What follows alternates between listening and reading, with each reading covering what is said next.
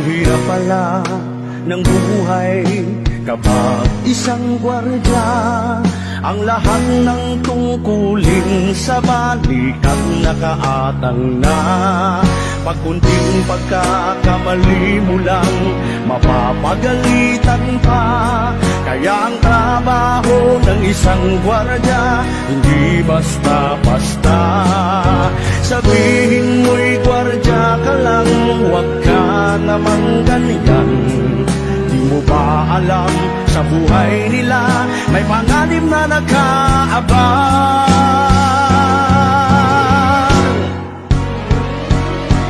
Ang kailangan mo'y kunting unawa, kung mahigpit sila minsan. Dahil ang nais lang naman nila ay ang kapayapaan. Huwag kang magagalit pag sinisita, sana iyong maintindihan. Ang tungkulin nila ay magampanan kahit na mapag-initan.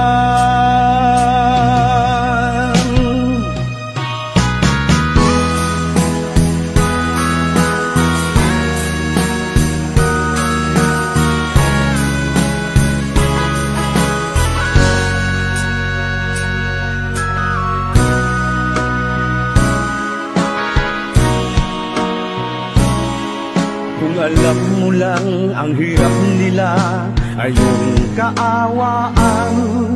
Lalo pag sila sa bangko ma-assign, tsaga pagsangga lang. Dahil sa tungkulin na nakaatang ay hindi maiwasan. Ang kamatayan ay makakamtan pag mayroong nakawan. Sabihin mong gwardiya ka lang, huwag ka namang ganyan. Hindi mo ba alam, sa buhay nila may panganib na nakaabang.